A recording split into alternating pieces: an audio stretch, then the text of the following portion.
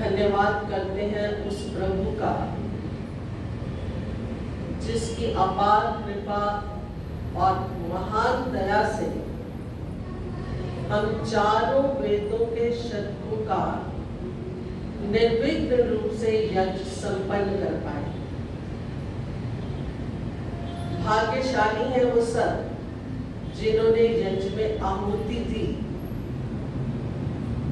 चाहे वो शारीरिक रूप से हो, मानसिक, आर्थिक, जिस भी रूप से योगदान दिया, सब उस परमात्मा की कृपा के पात्र हैं।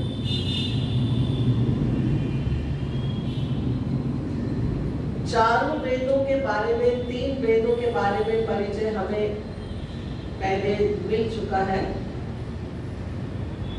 वेद सार्वजनिक है, सार्वकालिक है, सार्वभौमिक है। क्यों ऐसा है? क्योंकि वेद अपौरुषेय है, मनुष्यकृत नहीं है, ईश्वर के द्वारा लिखे गए हैं और मानव मात्र के लिए है। वेद ज्ञान जानने से वो जाना जाता है जिसके जान लेने से सब कुछ जाना जाता है। तो रात में इस बात को रिपीट करती हूँ कि वेद ज्ञान वो है जिसको जान लेने से वो सब कुछ जाना जाता है जिसको जानना चाहते हैं। व्यक्ति वहां पहुंच जाता है जहां पहुंचकर सब कुछ स्पष्ट हो जाता है। उसे ऐसा महसूस होता है कि जो पाना था वो पा लिया, जहां पहुंचना था वो पहुंच गया, जिसको दूसरे शब्दों में कहने के कृत हो गया। और इसीलिए कहा है स्वाध्यायो वेदा, वेद ही स्वाध्याय है। वेद ज्ञान क्या है? वेद क्या बताता है? हान, उपादान और ग्रहण।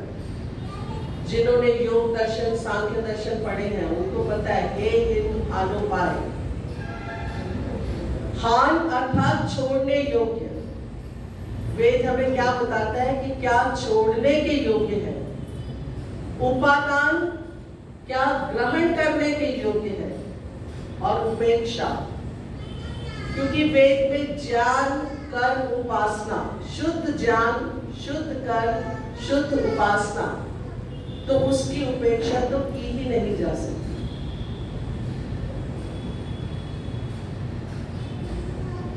वेद मंत्रों की, वेद के शब्दों की खूबी ये है कि उसके शब्द में अर्थ निहित है।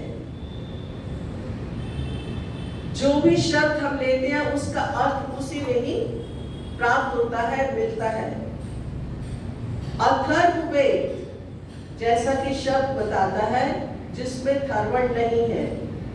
अगर आप लोगों को कुछ पहले 3 सप्ताह पहले जब मैंने ऋग्वेद के बारे में बताया था, छोटी सी सूक्ति दी थी, ये अपने नेर्यन्ति ते वृद्धा, नेर्यन्ति जो भयभीत नहीं होते, जो कांपते नहीं है, जो भयभीत नहीं होते, जो कांपते नहीं है, उनके लिए पर्यायवाची शब्द है अथर्वा, जिसमें थर्वण नहीं है, जिसको भय नहीं लगता। तो अथर्ववेद क्या है? जिसमें थर्वण नहीं है। कुछ पाश्चात्य विद्वानों ने अपने ज्ञान अनुसार, समय अनुसार कुछ वेदों के मंत्रों की इस प्रकार व्याख्या की जो उस समय उनको उचित लगी, जितना उनका ज्ञान था। और अगर मैं ये बात कहूं कि अनफॉर्चुनेटली हमारे में से भी कुछ लोग ऐसे हैं जो पाश्चात्य की जब ऊपर स्टैम्प लग जाए तो हम ज्यादा प्रभावित हो जाते हैं, तो उन्होंने भी उन अर्थों को मान लिया जबकि वो अर्थ उन मंत्रों के नहीं बनते। उदाहरण के तौर पर ईसाई ने कहा कि वेद में तो ईसाइयों के बारे में लिखा हुआ है, और उसका प्रमाण वो क्या देते हैं? ईशावास्यम इदं सर्वम, ईश को ईसा बना दिया कि वेद में तो सब ईसा के बारे में ही वर्णन है, सब तरफ ईसा ही ईसा है। तो इस तरह से उन्होंने उन अर्थों को लेकर उसकी गलत जो है एक पिक्चर, गलत इमेज लोगों के आगे रखी। और अथर्ववेद का एक और नाम है ब्रह्मवेद। कुछ सूक्तों में ब्रह्मा का बहुत सुंदर वर्णन है। भाष्यकार के शब्दों में ऋग्वेद क्योंकि ज्ञान का वेद है तो उसे उन्होंने कहा ये मस्तिष्क का वेद है। यजुर्वेद कर्म कांड है तो उन्होंने कहा कि यजुर्वेद हाथों का वेद है। सामवेद उपासना का वेद है तो उन्होंने कहा ये हृदय का वेद है। और अथर्ववेद विज्ञान का वेद है तो उन्होंने कहा कि ये उदर का, पेट का, क्योंकि अथर्ववेद में बहुत सारी औषधियों का वर्णन है जिनका प्रयोग कर मनुष्य अपने आप को, हम लोग सब अपने आप को निरोग एवं स्वस्थ रख सकते हैं। जैसा कि मैं बता रही थी कि शब्द में अर्थ निहित है। वेद का जो ज्ञान है उसमें जो सिद्धांत है उसका मूल के साथ संबंध है। मूल अर्थात जड़। मूल यहां पर क्या है? ईश्वर। ईश्वर, इसमें अगर मैं मूल कहूं तो कुछ लोग उसका 2 तरह के अर्थ ले लेते हैं, उपादान और निमित्त, जिनको ये तीनों कारण का पता है। तो यहाँ पर उपादान कारण नहीं है ईश्वर। ईश्वर से बनाया हुआ ये सृष्टि ब्रह्मांड नहीं है। ईश्वर निमित्त कारण है, और निमित्त कारण उपादान कारण से इम्पोर्टेंट है। कोई सोचेगा तभी तो बनाएगा, मटेरियल भी उतना ही जरूरी है। तो यहाँ पर वेद का अर्थ, वेद के मंत्र, वेद ज्ञान क्या है कि वो सिद्धांत को मूल के साथ जोड़ता है।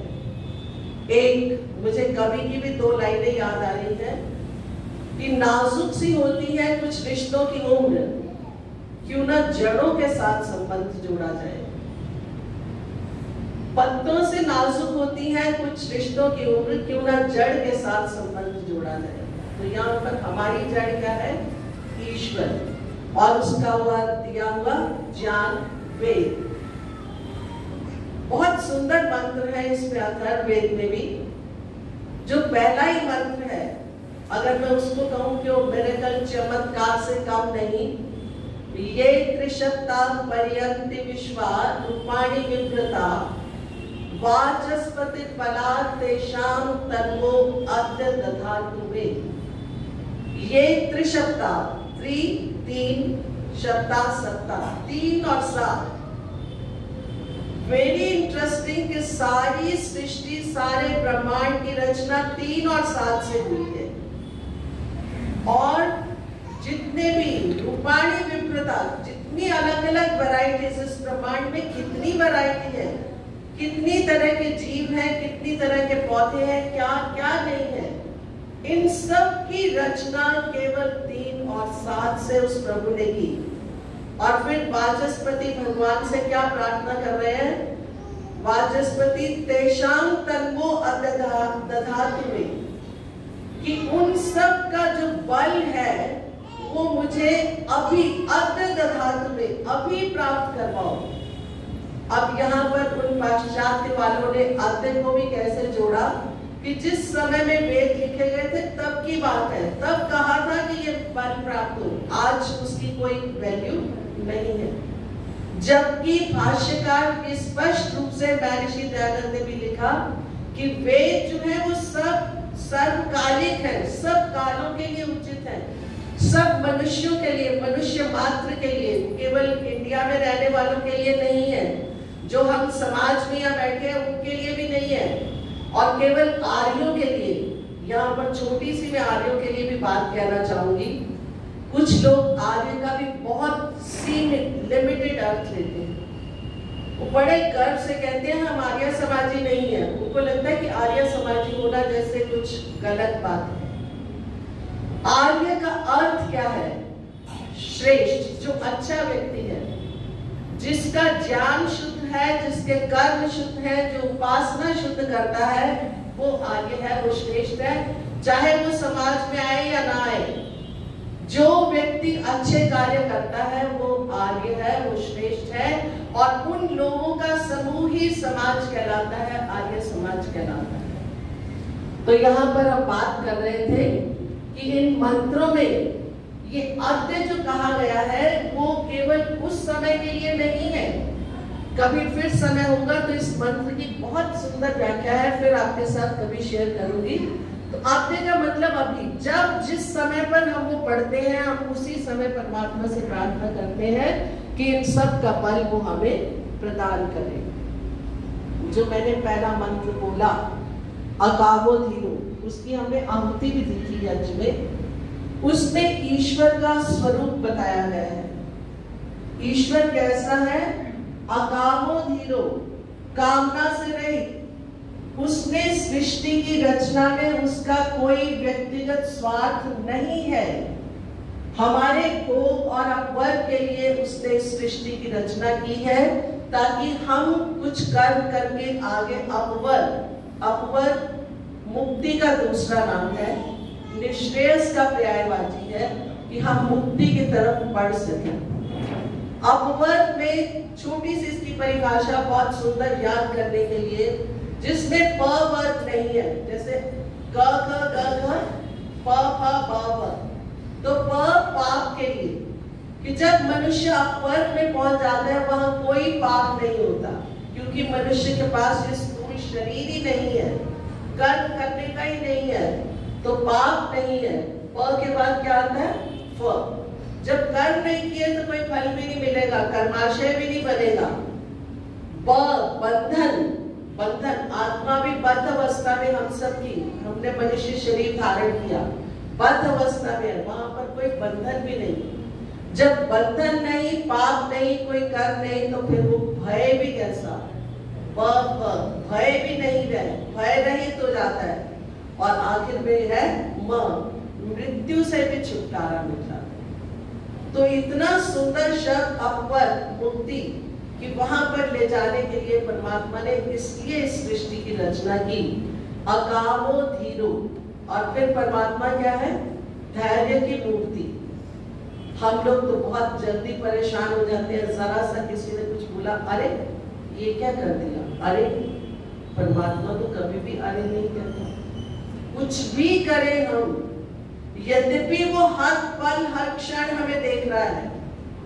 ऋग्वेद में जो मंत्र आता है, द्वार सुपर्णा सरिजा सखाया समान वृक्षम परिषद स्वजाते त्वयो अन्य पिप्पलम स्वादुवती अनश्रण्यो अभिचाकशीति, कि एक ही पेड़ पर दोनों बैठे हैं। इस प्रकृति के पेड़ पर मनुष्य भी बैठा है और परमात्मा भी, दो पक्षियों के रूप में कहा। सुंदर पर वाले, एक ब्लैक कलर का, एक white. Black stands for we human beings and white for God. और वो बिल्कुल आराम से उसी पेड़ पर दोनों बैठे हैं। एक हर तरह के फल को चख कर देख रहा है, सब कुछ करके देख रहा है, और दूसरा अनश्नन्यो, जैसे अनशन होता है, अभिचाकशीति, साक्षी रूप से हर पल वो हमें देख रहा है। हम अपने आप में व्यस्त हैं, हम परेशान हो जाते हैं, हम अधीर हो जाते हैं। परमात्मा क्या है? धीरा। अकामो धीरो अमृता स्वयं, वो अविनाशी है, उसकी कभी मृत्यु नहीं होती। हम जीवों के शरीर की मृत्यु होती है, आत्माएं हम भी अमर हैं। स्वयंभू, अनादि काल से चला रहा है, अनंत काल तक रहेगा, उसकी किसी ने रचना नहीं की, जिसको बनाया नहीं गया उसका अंत भी नहीं होगा। तो वो क्या है? स्वयंभू है, अमृता स्वयंभू। और दूसरी लाइन बहुत सुंदर है, रसेन तृप्तो न कुतश्चन, रसेन, रस से पूर्ण, आनंद से पूर्ण है। उस परमात्मा की गोद में उसका भजन करके तो देखें, पूरे अंतर मन से उसके पास एक बार समर्पित होकर तो देखें, फिर जो आनंद मिलता है उसमें वो कहता है रसेन तृप्तो, तृप्ति हो जाती है। कुतश्चनोना, कोई उसमें न्यूनता नहीं, कोई कमी नहीं। तृप्ति तो हमें भोजन खाकर भी हो जाती है, जिसको जो मिठाई अच्छी लगती है, जो कुछ भी खाने का अच्छा लगता है वो खाकर भी तृप्ति हो जाती है। पर कितनी खाएंगे? एक सीमा आती है जब आपको लगता है बस बहुत हो गया, दिल फूक गया। अब कई बार तो यहाँ तक नौबत आती है कि हम कहते हैं कि कुछ महीने तक इसकी शक्ल भी नहीं देखेंगे। परंतु परमात्मा का जो आनंद है उसमें कोई भी ऐसा उबना नहीं है, से तृप्ति भी होती है, आनंद भी मिलता है। और उसके लिए इंग्लिश में एक शब्द है बहुत सुंदर, इनसैशिएबल, कि जिससे आदमी कभी उबता नहीं है। मुक्ति में देखिए जो लोग कितने साल हैं, उसकी कैलकुलेशंस करके, वो मुझे फिगर पूरा नहीं याद, जिन लोगों को याद होगा बहुत अच्छा है, तो उतने समय तक वो परमात्मा का आनंद लेते हैं, वो उबते नहीं है। परमात्मा का आनंद कैसा है? रसेन तृप्तो न कुतश्चन, उसमें कोई न्यूनता नहीं है। क्यों? और फिर उसको जानने के बाद क्या है? तमेव विद्वान न विभाय मृत्यु, जो उसको जान लेता है, विद्वान, विद होता है जानना, जो उसको जान लेता है, न विभाय मृत्यु, वो मृत्यु से नहीं डरता। किसको जान लेता है? आत्मानम, परमात्मा के लिए कहा गया। कौन सा परमात्मा? धीरम, जो धर्मात्मा है, जो विद्वान है। आचरम, जो कभी जर्जर नहीं होता, जिस पर कोई आयु का असर नहीं है, जो कभी बूढ़ा नहीं होता। युवानम, सदैव युवा रहता है। हमें भी सबको अपना यौवन अच्छा लगता था, जो युवा बैठे हैं हम उनको एनकरेज करते हैं, आइए, युवा लोगों को सब पसंद करते हैं। तो परमात्मा तो सदैव युवा है, वो था भी और है भी। तो इसलिए बहुत सुंदर इस मंत्र में ईश्वर के स्वरूप का वर्णन है। एक और मंत्र भी बहुत सुंदर है जिसमें माधुर्य के बारे में, मधुमन में निक्रमणम, मधुमन में परायणम, वाचा वदामि मधुमत, भूया सब मधु सदृशः। मधुमन में निक्रमणम, निक्रमणम आना, हमारा इस पृथ्वी पर आना, हमारा जन्म लेना भी माधुर्य से पूर्ण हो। हमारे आने पर लोगों को खुशी हो, मधुरता से पूर्ण हो। मधुमन में परायणम, जाना भी उतना ही माधुर्य से पूर्ण हो। यहाँ पर इसकी उपमा आप सूर्य के साथ कर सकते हैं। सूर्य जब उदय होता है, उसकी लालिमा एक नया जोश, एक नई उमंग, एक नया उत्साह हमारे लिए उत्पन्न करती है। और जब अस्त होता है, उस समय भी उसकी जो लालिमा है वो इतनी सुंदर और एक नए जिसको आप कह सकते हैं कि उत्साह के साथ एक नया promise, what is it in Hindi, नया आपको प्रतिज्ञा, एक नया वादा, एक नया वायदा जो है वो देता है कि कल फिर उगूंगा, एक बार फिर से नई शुरुआत कर सकते हैं। वो कहते हैं डूबते हुए सूरज को देखकर लगता है कि किसी का अंत भी इतना सुंदर हो सकता है। तो यही कुछ हम मनुष्यों के जीवन का भी हो। मधुमन में विक्रमणम मधुमन में परायणम वाचा वदामि मधुमत, कि जो मेरी वाणी हो, जो मैं बोलूं, वो भी कैसा हो, मधुमत, माधुर्य से पूर्ण हो। कितना भूयासम मधु सदृशः, मधु शहद, कि सब कुछ शहद जैसा मीठा हो जाए। बहुत प्यारे मंत्र हैं, कितने मंत्रों को, और भी अभयता के भी मंत्र हैं, आजानुति दीदी अभय मित्रा अभय मित्रा। अब एक और मंत्र पर आते हैं, जैसे कि मैंने आपको बताया कि अथर्ववेद में प्रार्थना की गई है औषधियों के लिए।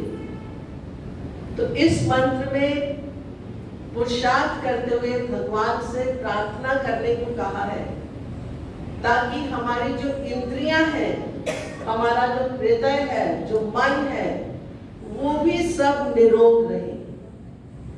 सुंदर मंत्र है, जन्मे चित्रम चक्षुषा, जन्मे चित्रम चक्षुषा हृदस्य मनसा अतितृणम बृहस्पतिर्मे दधातु शन्नो भवतु भुवनस्य यस्पति। तो क्या कहा है मंत्र में, जन्मे चित्रम, मे चक्षु यस्य चित्रम, कि मेरे जो चक्षु का, चक्षु नेत्र आंखें, उसमें जो छिद्र है, छिद्र अर्थात जो कमी है, जो न्यूनता है, जो उसका अल्प सामर्थ्य है, उसके लिए प्रार्थना कर रहे हैं कि उन कमी को दूर करने के लिए, और उसके अतिरिक्त हृदय मनसा, हृदय में, और हृदय के अतिरिक्त मन, मन के भी आगे भाग है बुद्धि चित्त, इनमें भी जो न्यूनताएं हैं, किसको प्रार्थना की जा रही है, उस बृहस्पति परमात्मा को। इस मंत्र का देवता बृहस्पति है, और इस मंत्र में भी वो शब्द आता है दधातु, में दधातु, कि मेरी इन कमियों को, जो न्यूनताएं हैं, जो अल्प सामर्थ्य हैं, या जो इसमें दोष है, जो गलत प्रवृत्तियां हैं, वो सब दूर हो। हम मनुष्यों के संसार में आए हैं तो हमारे कुछ लक्ष्य भी हैं, कुछ गोल भी हैं, जहां तक हम पहुंचना चाहते हैं। वो लक्ष्य, वो गोल सांसारिक हो या आध्यात्मिक, हमें इन इंद्रियों की आवश्यकता पड़ती है। तो महर्षि दयानंद ने ईश्वर को यहाँ पर संबोधित किस शब्द से किया, हे सर्व संधायकेश्वर, सबका संधान करने वाले, कमियों को दूर करने वाला सबसे बड़ा और सबसे महान कौन है, वो ईश्वर है, और वो ऐश्वर्य से युक्त है। तो उस प्रभु से प्रार्थना कर रहे हैं कि हमारे इन यहाँ पर जो चक्षु है, ये ज्ञानेंद्रियों का प्रतीक है। आंख, नाक, कान, त्वचा, जो हमारी ये ज्ञानेंद्रियां हैं, इनमें कुछ ना कुछ न्यूनताएं आ जाती हैं, रह जाती हैं, जो हमें लक्ष्य प्राप्ति में कई बार जिनकी कमी महसूस होती है। जिनका लक्ष्य बहुत ऊंचा नहीं है, प्रायः उनको तो ये महसूस नहीं होता। हाँ, रोग इत्यादि आने पर उनको जरूर लगता है कि कोई दिक्कत आ रही है, इसका कुछ इलाज किया जाए। परंतु जिनका लक्ष्य ऊंचा है, उनको थोड़ी सी भी न्यूनता जो है वो खलती है, वो चाहते हैं कि थोड़ा सा और हो जाए, थोड़ा सा ऐसा हो जाए तो और आसान हो जाएगा। और जिनका लक्ष्य आध्यात्मिक है, मुक्ति है, उनको तो ये न्यूनता बहुत बड़ी महसूस होती है। योग दर्शन जिन्होंने पढ़ा हुआ है उसमें आता है ना, व्याधि, त्याग, संशय, प्रमाद, आलस्य, अविरति, भ्रांति दर्शन, अलग भूमि तत्वानि मस्ति तत्वानि, चित्त विक्षेपास्ते, अंतराया। अंतराया होते हैं बाधाएं, कि ये जितनी भी बाधाएं हैं, 9 तरह के अंतराया आए हैं इसमें, कि ये 9 तरह की जो बाधाएं हैं ये परमात्मा में दूर हो जाए, तभी हम योग के मार्ग पर। योग क्या है? आत्मा का परमात्मा के साथ जुड़ना। योग का अर्थ जुड़ना ही होता है। तो हम परमात्मा से तभी जुड़ सकते हैं जब ये न्यूनताएं हमारी दूर हो जाए। तो इसके लिए जिनका मुक्ति का लक्ष्य है उनको ये न्यूनताएं और भी अधिक जो है वो महसूस होती है। तो इसके लिए वो परमात्मा से प्रार्थना करते हैं। यद्यपि इन इंद्रियों की परमात्मा ने हमें जो श्रेष्ठ इंद्रियां, हृदय, मन इत्यादि सब दिए हुए हैं, और इनमें अगर कोई दोष आता है तो स्वाभाविक रूप से भी ठीक करने की व्यवस्था ईश्वर की बनाई हुई है। अगर खून बहना शुरू होता है, अपने आप बंद होता है, ठीक है, हम थोड़ा सा उस पर पानी डालते हैं, गीली पट्टी करते हैं, पर बंद तो अपने आप ही होता है। कट लगता है कहीं पर, कुछ समय के बाद अपने आप भरता है, कोई सुई धागा लेकर सिलता तो नहीं उसको। हड्डी टूटती है, डॉक्टर केवल हड्डी को सेट करता है, जगह पर रखता है। जोड़ने का काम स्वतः शरीर में होता है, ईश्वर की व्यवस्था से होता है। तो इतना सब कुछ होने के बावजूद भी, और हमें स्वयं को भी परमात्मा ने पुरुषार्थ करने की सामर्थ्य भी दी हुई है कि हम अपनी इंद्रियों की सुरक्षा करें, उनकी हानि होने से हम बचाएं। इतना सब कुछ होने के बावजूद भी मंत्र ये कहता है कि हम परमात्मा से प्रार्थना भी करें। यहाँ पर कुछ लोगों को जहाँ उलझन होती है, समस्या आती है कि अगर प्रार्थना करने से ही सब कुछ मिल जाए तो फिर पुरुषार्थ क्यों किया जाए। तो वो कहते हैं कि प्रार्थना 3 तरह से हम कर सकते हैं।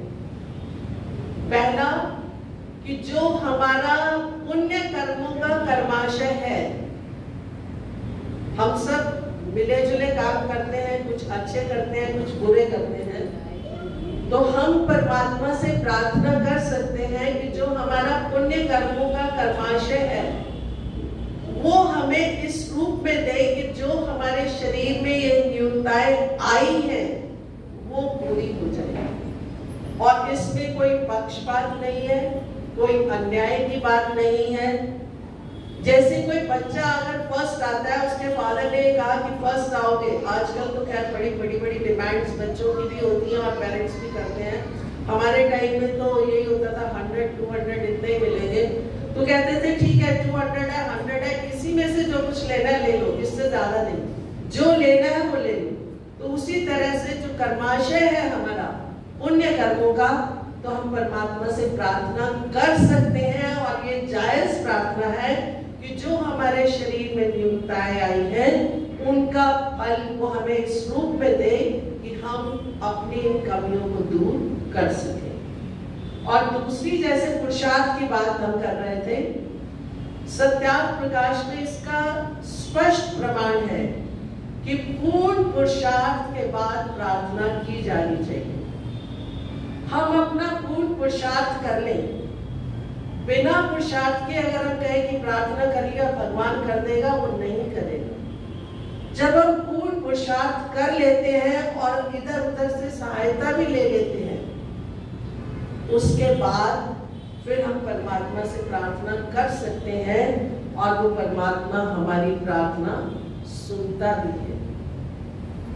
तीसरा, अगर हम कोई अच्छा काम करने जा रहे हैं, कोई धार्मिक काम करने जा रहे हैं, कोई समाज की भलाई के लिए काम करने जा रहे हैं, तो परमात्मा हमेशा उसका साथ देता है। देवों का हितकारी, संध्या के मंत्रों में आता है ना लास्ट में, तचक्षुर्देव ही तम पुरस्ता, कि जो देव है, जो श्रेष्ठ पुरुष हैं, जो अच्छे देने वाले लोग हैं, उनके लिए परमात्मा सदैव हितकारी होता है।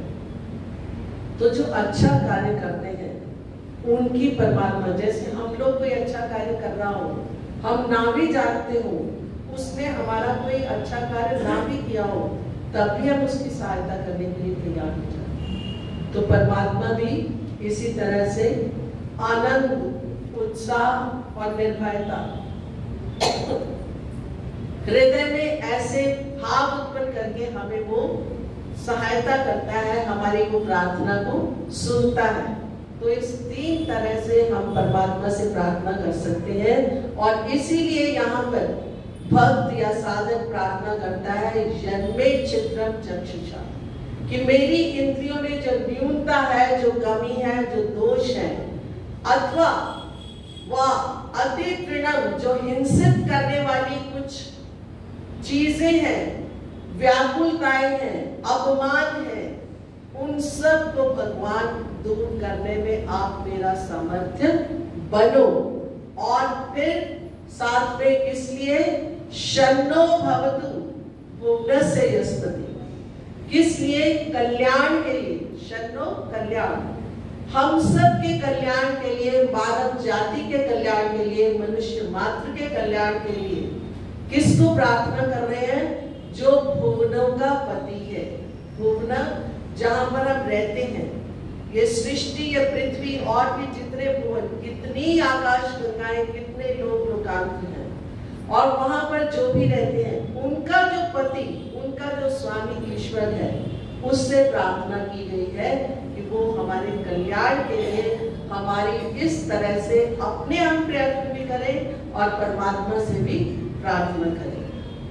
पर वो कहते हैं कि कंगाल जो हो ना, उसकी कोई नहीं सुनता, तो हमें भी वो कंगाली छोड़नी पड़ेगी। षटक संपत्ति, षट संपत्ति है ना, शम दम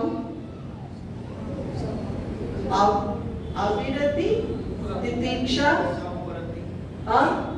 श्रद्धा, समाधान, कि अपने आप को शांत रखे, दम, अपने इंद्रियों पर दमन रखे। जैसे कहते हैं ना, इंद्रियों को विषयों से हटाकर एक विवेकी मनुष्य वो सब विषयों में दोष ही देखता है। उसको ये लगता है कि अल्टीमेटली वो परिणाम दुख, ताप दुख, ये सब जिन्होंने पढ़ा हुआ है, योग दर्शन उसमें आते हैं, परिणाम दुख, ताप दुख, संस्कार दुख और गुण वृत्ति निरोध दुख। तो उसको पहले ही उसमें दिखते हैं, वो पहले ही परे हट जाता है। तो इसलिए, और किसी चीज में हम इतने अंदर न चले जाए, अविरति, कि उससे हमारी जो है रहित हो जाए। और तितिक्षा, तितिक्षा इज तप, द्वंद्व सहना, सुख दुख, हानि लाभ, मान अपमान, इन सब को शांत तरीके से, एक तरीके से हम इनको सहन करें। और फिर श्रद्धा, सत्य में श्रद्धा और समाधान प्राप्ति तो होगी। तो ये सब खुद अपने प्रयत्न करने के बाद ही ईश्वर जो है वो देता है। और दूसरा रास्ता जो है, इनमें योग दर्शन के जो आते हैं यम नियम, उनका पालन, अहिंसा, सत्य, अस्तेय, अहिंसा, सत्य, अस्तेय, ब्रह्मचर्य, अपरिग्रह, और नियम में है शौच, संतोष, स्वाध्याय, तप, स्वाध्याय, ईश्वर प्रणिधान। बहुत लंबा हो जाएगा, फिर कभी इनको लेंगे। तो कहने का सिर्फ, जिसको हम कहें कि मूल के साथ जुड़ना है, ईश्वर के साथ जुड़ना है, और उसकी आज्ञाओं का पालन करने का सबसे उत्तम तरीका वेद पढ़ें, बैक टू द वेदास, शुद्ध ज्ञान लें, शुद्ध कर्म करें, शुद्ध भक्ति करें और अपने जीवन को लाभान्वित करें। और 2 लाइनें मैं कहूंगी, उसके बाद आप उनको दोहराइएगा। ईश्वर से संग जोड़ मानव, ईश्वर से संग जोड़, ईश्वर से संग जोड़ मानव, ईश्वर से संग जोड़,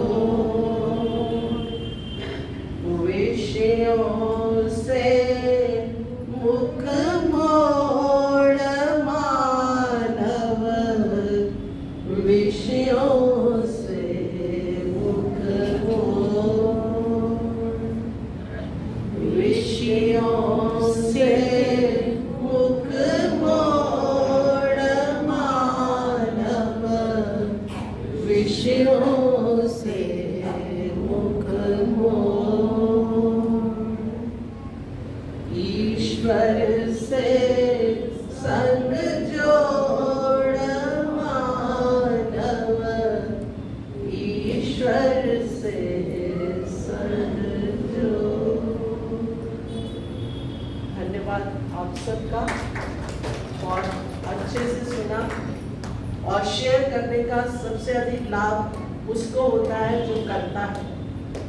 अपनी एक, जिसको कहते हैं रिपीट करने के लिए, अपनी क्लैरिटी के लिए मैं आप सबके साथ जो मुझे मंत्र अच्छा लगता है वो मैं शेयर करती हूँ, और इसके लिए मैं आप सबका धन्यवाद करती हूँ। इन शब्दों के साथ सबका धन्यवाद।